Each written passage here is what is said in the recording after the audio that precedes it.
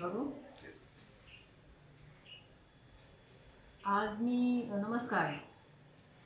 आज मी सगळ्यांना अपील करते की आपण जरा ऑर्गन डोनेशनबद्दल थोडीशी सावधता ठेवून त्याच्यात आपण इन्व्हॉल्व झालो तर आज आपल्या देशात असे लाखो लोक वेटिंगमध्ये आहे की ज्यांना काही ना काही ऑर्गनची गरज आहे. त्यातल्या त्यात दोन प्रकार आहेत. माणूस नैसर्गिक मृत्यू जर पावतो तर तेव्हा त्यांना त्यांचे कॉर्निया हे आरामात डोनेट करू शकतात आणि स्किन पण डोनेट करू शकतात. त्याला कुठल्याही गोष्टीचं बंधन नाही आहे. कारण की हे लक्षात घ्या की जेव्हा एक माणूस मृत्यू पामलेला आहे त्यानंतर काय होणार आहे, ती बॉडी त्यांची त्याचं दहनच होणार आहे, म्हणजे राख होणार आहे. त्याच्यापेक्षा त्यांची जर आई डोनेट झाली आणि त्याच्यात काही कुरूपता पण येत नाही, बॉडीवर कळणार पण नाही की हे झालेलं आहे प्रकार, तर मृत्यूनंतर विदिन 3 आवर्स हे आई डोनेशन करता येतो आणि स्किनसुद्धा डोनेट करता येते. असे भाजलेली लोक आहेत ज्यांना स्किन ग्राफ्टिंगची गरज आहे, तर त्यांच्यासाठी हे फार गरजेचं आहे. तर ते स्किन बँकमध्ये ठेवलं जातं आणि ज्यांना पाहिजे त्यांना दिलं जातं. तुम्ही विचार करा की एक अंध माणसाला जर त्याचा एक डोळासुद्धा मिळाला, जर त्याला कॉर्निया प्रॉब्लेम असेल ज्याच्यामुळे तो अंध झाला असेल की, तर त्याला दृष्टी मिळते. ह्याच्यासारखं पुण्य माणूस काय करू शकतो? जर आपलं बॉडी आपण स्वर्गवासी झाल्यानंतर आपली जर आई त्याच्यामुळे 2 लोकांना दृष्टी मिळू शकत असेल, तर ह्याला जरा असं प्राधान्य द्यायला पाहिजे. मला वाटतं लोक अगदी इग्नोर करतात आणि हे अवेअरनेस नाही आहे. आपण ब्लड डोनेट करू शकत असेल तर आपण मृत्यूनंतर आई का डोनेट करू शकत नाही? दुसरी गोष्ट, बऱ्याचशा वेळेला अशी परिस्थिती आहे की काही ॲक्सिडेंट झाला आहे आणि पेशंट ब्रेन डेड झाला आहे, म्हणजे आता हा पेशंट कधीच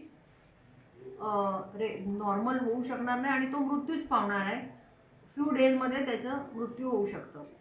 तर त्याचे जर हेल्दी पेशंट असेल तर त्याचे कॉर्निया म्हणजे डोळे, स्किन, लिव्हर, किडनी, जे 2 लोकांना किडनी मिळू शकते, लंग्स हे पण 2 लोकांना मिळू शकते, पॅनक्रियाज, हार्ट, अशा गोष्टी जर त्यांनी डोनेट केला तर 8 ते 10 लोकांना ह्याचा फायदा होऊ शकतो.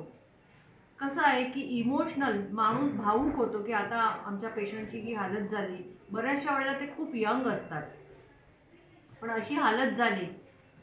शेवटी भावना बाजूला ठेवून ज्या लोकांना ह्याची गरज आहे, ह्याच्यासारखं मोठं पुण्य आणि दान कुठलंही होऊ शकत नाही. कारण की शेवटी जर हा माणूस मृत्यू पावणारच आहे, मृत्यू पावल्यानंतर ते आपण बॉडी स्मशानात जाऊन जाळणार आणि त्याची राख करणार.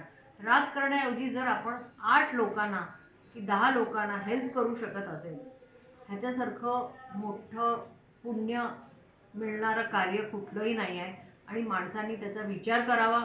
मी म्हणजे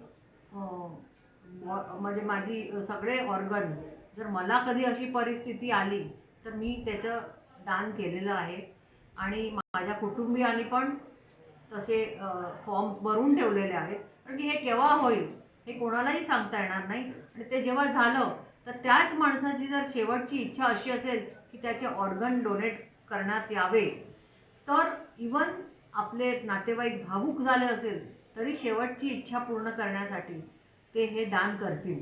पण आपण हे असं लिहून ठेवलेलं नसेल आणि फॉर्म भरून ठेवलेलं नसेल तर 8 लोकांना जे फायदा होणार आहे ते होऊ शकणार नाही. तर त्यासाठी मी अपील करते, मी डॉक्टर सुजाता संतोष प्रभू अपील करते की हर एक माणसाने ह्याचा विचार करावा. आणि जसं आपण रेग्युलर ब्लड डोनेट करतो आणि त्यामुळे आज 30 वर्षापूर्वी जी परिस्थिती होती की ब्लड मिळायचं नाही, पण आज ब्लडची काहीच प्रॉब्लेम नाही आहे, तसंच हे ऑर्गन तर कितीतरी लोकांना ह्याचा फायदा होईल.